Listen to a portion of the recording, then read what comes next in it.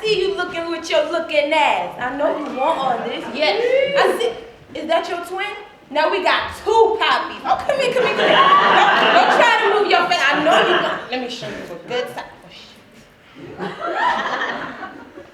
You guys are cops? Look. You know, it's Sunday. I'm standing at the bus stop. I'm going to church. Look at me now. Christina Lombardi. This is about Christina Lombardi? You know, my sisters out at East River Park get killed, cut, raped. I don't see none of you cops snooping around. But as soon as this little rich white bitch from Connecticut gets killed, and all of a sudden you care. Oh. Okay. Well, let me tell you about that skank. I could tell she was trouble. That squat was mine. I let her into my home, that home that is now burnt to the ground, and I still blame her for that. I entered that building. I scoped it for years. I entered it, claimed it, found it, and I took good care of it. But no, not like her. She was dirty. From the very beginning when Trixie Pop brought her by, Trixie Pop was the one that told me she needed a place to stay. I didn't want to see her in there, but out of the kindness of my heart, I let her in. See, all she really cared about was that horse. My mother, she lives right around that corner, and I haven't seen her in 14 years because I am who I am. So I let this society girl in, but she comes and disrupts everything I have built up. Yeah, she was dating a cop. A few months back, she was telling me how she met her knight in shining armor. I think I'm in love, he treats me great, blah, blah, blah. But I told Christina, you better watch out, because that cop is gonna kill you. I told her. You know, a year ago, a cop walks up to me from behind, like he's about to arrest me. He pushes me into the bushes. I'm walking ahead so I won't see him, right? Before you know it, he pistol whips me right here. I wake up and the freak is violating in my mouth. The only thing I can see coming at me on my face is that badge on his waist over and over again. 1038, 1038, 1038. I memorized that number because I was gonna get that sick up. The next day, I go to the 5th and I'm like, where's badge 1038? I'm pressing charges on that motherfucker. And they're all like, there's no 1038. So just like you cops always looking out for each other, so like I told her, you better watch out because that cop is gonna kill you. Good day. So I met this girl. First things first, you know. I'm at the post office, standing in line. Quick assessment. What? Scan the room.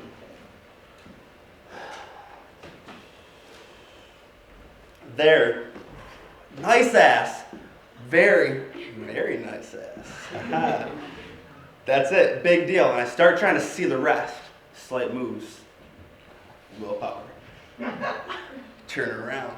Turn around. Turn around. Subliminal. And at last, the turn. Brief, but telling. Oh my God. Ba-boom! Ba-boom! Oh my God. That, man, I could look into those eyes endlessly. I'm certain. Immediately I'm certain. I want to know what's in there. I want to learn from her. I want to teach her. I want to share. I just want to know. Oh my God. Here's the fucking crazy thing. She looks. She takes me in and she smiles. That doesn't happen. That doesn't happen with or when, you know, I want the crush. The crush. You know the crush. The blood quickens and thins. The heat enveloping the head from the temples. Ears tingle.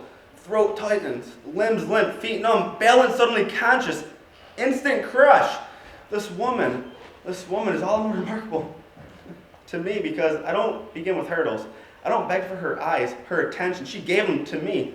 Who does that? Who does that to a guy like me that looks like her? Who?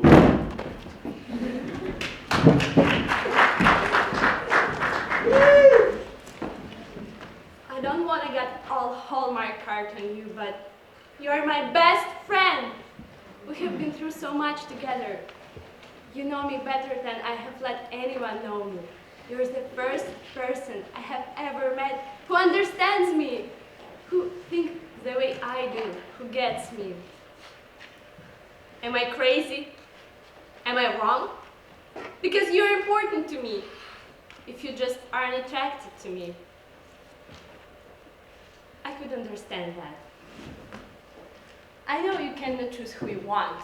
You can't control those feelings. The heart wants what the heart wants. If we could choose, then I could stop wanting you. I know it doesn't work like that. So, if you don't like me that way, but you do, don't you? I mean, you must at least a little. You can find me too repulsive. You're the one who kissed me. Was I too easy? Was I not good? Was I supposed to play hard to get? I don't know how to be coy and play games. No one ever explained the rules to me. All I know how to do is be honest. And you said that was something you loved about me. Is it? Are you ashamed?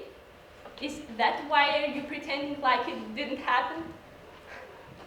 That's it, isn't it? Right. I mean, who wouldn't be ashamed to be with me? I'm Dogface.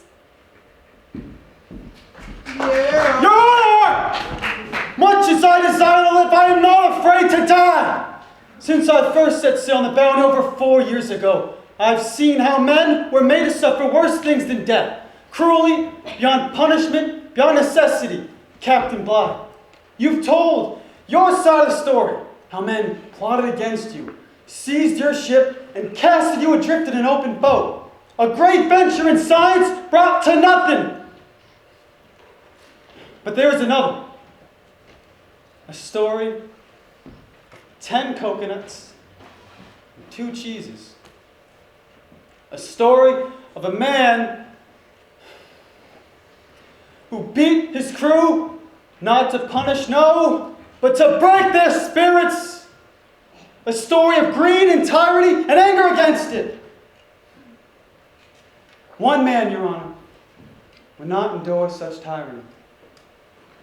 That's why you hounded him, that's why you hate him, and that is why you hate his friends. Because David Christian is still alive. Though God knows he's judged himself more harshly than you could. And to his father I say he was my friend, nay, he was my best friend. No finer man will ever live.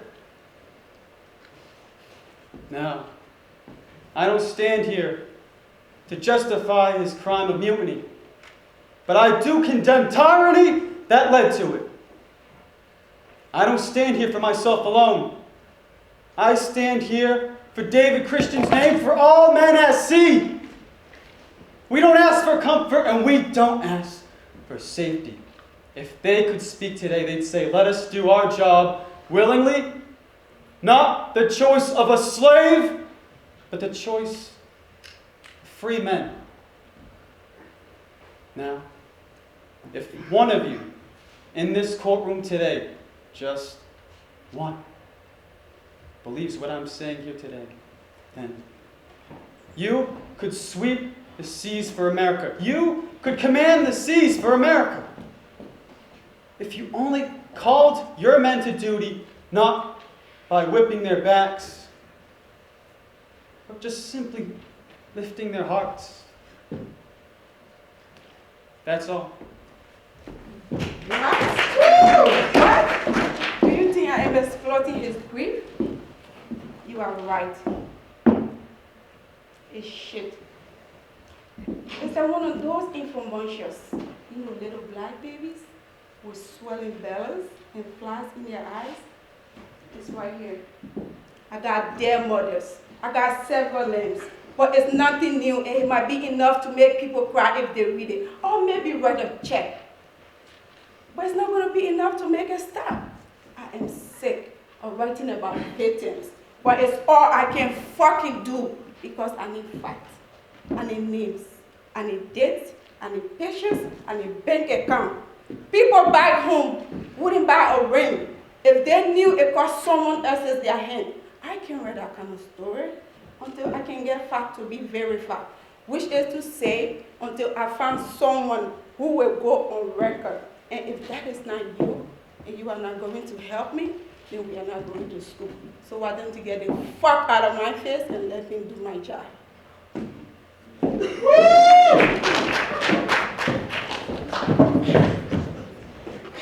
She left a note. Did you know that? She left a note that she was doing it for me. For me because she knew that I didn't want her anymore. What's horrible was, it was true. I didn't want her. I was ready to walk away and she knew it. I was gonna start over. Find a new girl, one who was sane. One who didn't question my every motive. Someone who didn't play mind games all the fucking time. Someone who didn't scare the hell out of me, There were times I was actually afraid that she was gonna kill me. I was afraid that she was gonna poison the milk or stick me with a steak knife. Honest to God, I was afraid to go to sleep. But I think that she did this because she knew that this would hurt more. That this would stick with me, This would stick with me like that steak knife. Stick. I know I'm kind of that case right now. If you want. I keep seeing her. The way I found her. In that nightgown that I bought her for Christmas, and that pool of blood. That pool of blood in the nightgown that I bought her for Christmas. Her eyes were all glassy, like with her wrists all slit, like a dead fish. Like a dead fish on the fucking ground with its wrist slit, but it's not a movie. It's not a movie, and it's real. And it's my wife. I want it to go away like a bad dream, but it just repeats and repeats and repeats. I just want it to go away like a bad dream, but it hasn't yet.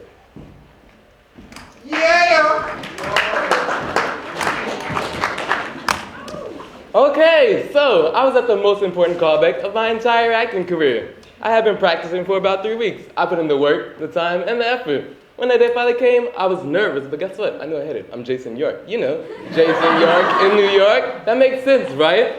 Then it was time. I was in the middle of my monologue.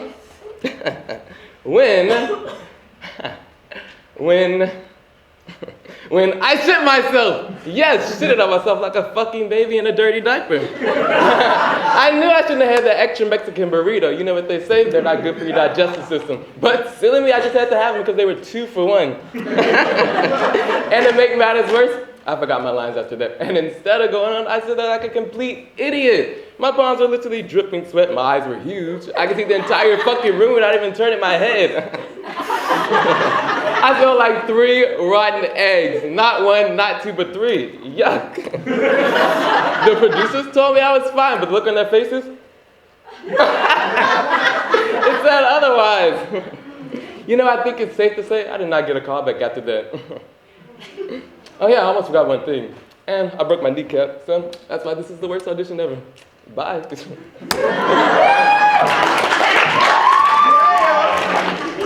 You hate me, don't you?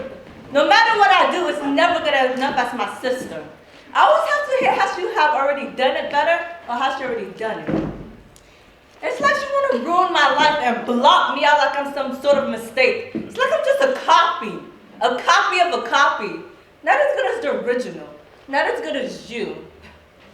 You're so perfect.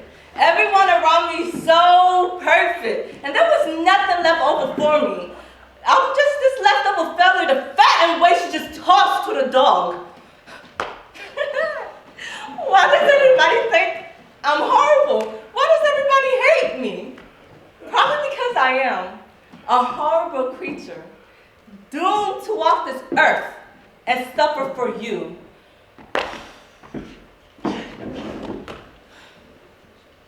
I'm hurting.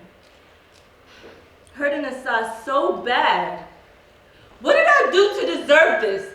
Am I paying for the sin of my father and my mother? Am I your sin?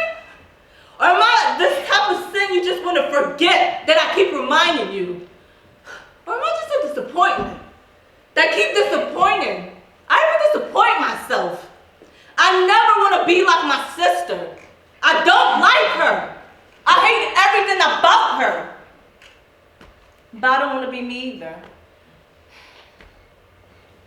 Sometimes I wish I could just fade away and become a shadow. Fading away, forgotten.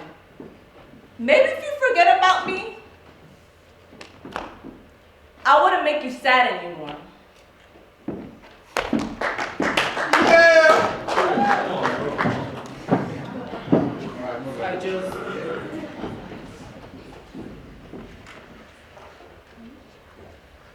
I just wanted to say how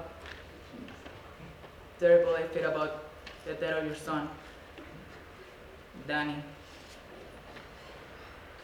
I know it's been 8 months since the accident, but I'm sure it's probably still hard for you to be reminded of that day. I think about what happened a lot. I've been having some troubles at school, at home, and some people thought it might be a good idea to talk with you. I'm sorry if this upsets you. That's obviously not what I want.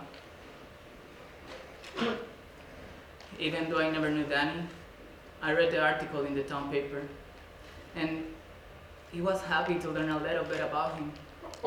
He sounds like he was a great kid. I'm sure you miss him a lot, as you said in the article. I especially like the part where Mr. Lopez talked about Danny's robot, because when I was his age, I was a big fan of robots as well. Actually, I'm still am in some ways. I've enclosed a short story that's gonna be printed in my high school lit magazine. I don't know if you like science fiction or not, but I did it anyways. And I was hoping to dedicate the story to Danny's memory.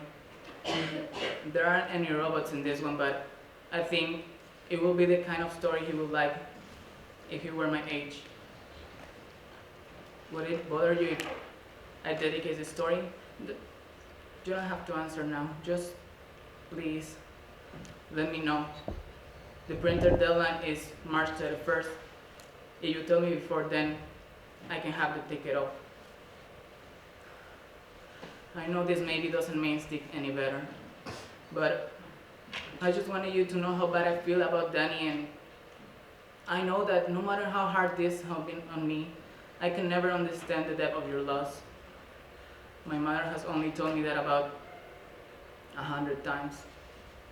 I of course wanted to say how sorry I am that things happened the way they did, and that I wish I had driven down a different block that day. I'm sure you do too. Anyway, that's it for now. Thank you so much for coming.